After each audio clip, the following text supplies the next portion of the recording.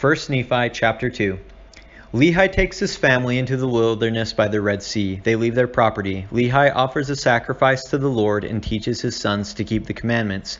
Laman and Lemuel murmur against their father. Nephi is obedient and prays in faith. The Lord speaks to him, and he is chosen to rule over his brethren. About 600 BC. For behold, it came to pass that the Lord spake unto my father, yea, even in a dream, and said unto him, Blessed art thou, Lehi, because of the things which thou hast done, and because of thou hast been faithful and declared unto this people the things which I commanded thee. Behold, they seek to take away thy life. And it came to pass that the Lord commanded my father even in a dream that he should take his family and depart into the wilderness.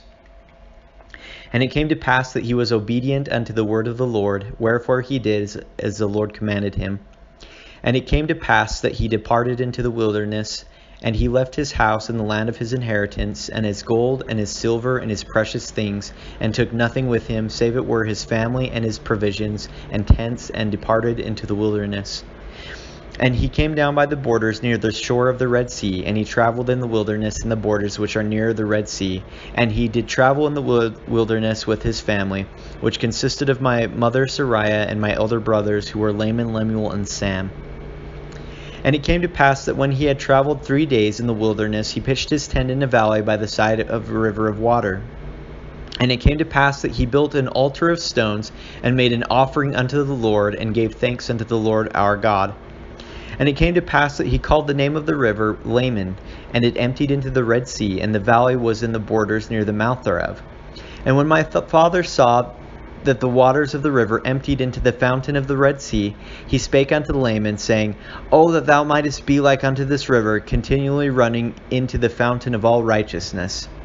And he also spake unto Lemuel, O that thou mightest be like unto this valley, firm and steadfast and immovable in keeping the commandments of the Lord.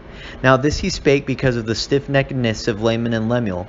For behold, they did murmur in many things against their father, because he was a visionary man, and had led them out of the land of Jerusalem, to leave the land of their inheritance, and their gold and their silver and their precious things, to perish in the wilderness. And this they said he had done because of the foolish imaginations of his heart. And thus Laman and Lemuel, being the eldest, did murmur against their father, and they did murmur because they knew not the dealings of that God who had created them. Neither did they believe that Jerusalem, that great city, could be destroyed, according to the words of the prophets. And they were like unto the Jews who were at Jerusalem, who sought to take away the life of my father.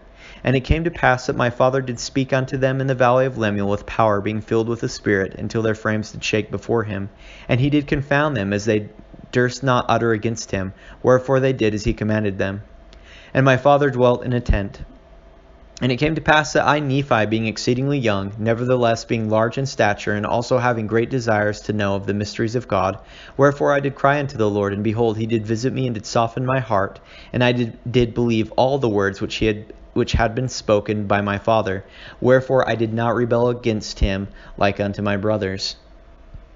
And I spake unto Sam, making known unto him the things which the Lord had manifested unto me by his Holy Spirit. And it came to pass that he believed in my words. But behold, Laman and Lemuel would not hearken unto my words, and being grieved because of the hardness of their hearts, I cried unto the Lord for them.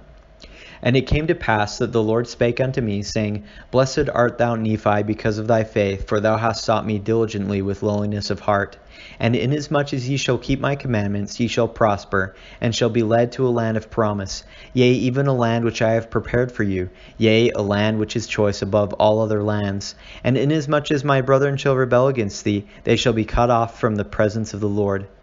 And inasmuch as thou shalt keep my commandments, thou shalt be made a ruler and a teacher over thy brethren. For behold, in that day that they shall rebel against me, I will curse them even with a sore curse, and they shall have no power over thy seed, except they shall rebel against me also. And if it so be that they rebel against me, they shall be a scourge unto thy seed, to stir them up in the ways of remembrance.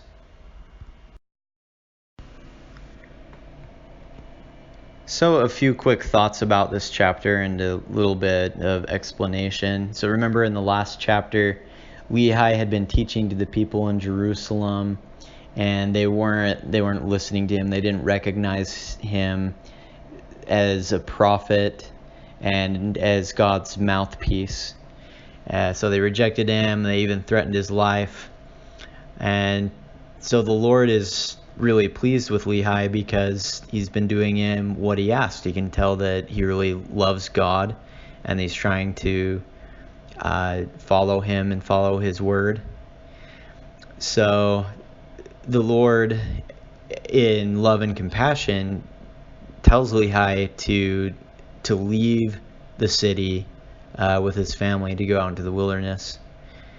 And you'll notice, he doesn't promise that it's going to be easy being out in the wilderness, but he does promise that they will come to a land of promise, a land which he has prepared for them, and that it's choice above all other lands.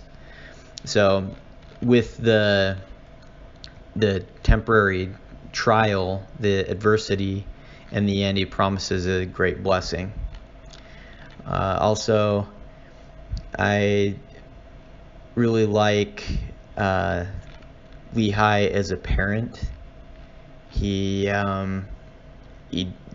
obviously is trying to teach his kids how they need to be and what they need to be like.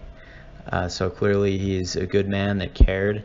And even though he's a good man that cared, that doesn't mean that his kids were perfect. They murmured and complained and clearly didn't show the faith that they should have had in their father who was receiving revelation from God. Also, you'll notice that he receives revelation through dreams. Sometimes dreams can answer our own questions and worries or whatever when it comes to our seeking God. So I'd encourage you to pay attention to your dreams and see if maybe the Lord's trying to tell you something personally for you through your dreams. Also, I think it's important to note that Lehi had great possessions. It's kind of implies he's a rather wealthy individual, but he has to leave all that behind him. And we can apply this to our own lives. Sometimes we need to leave our worldly things behind. Maybe it's sin, maybe it's just a careless use of our time or whatever it is. But whatever it is, when we're willing to leave that behind, then we're blessed by God with something better. We can have what we want now, or what we think we want now, or eventually we can have something better.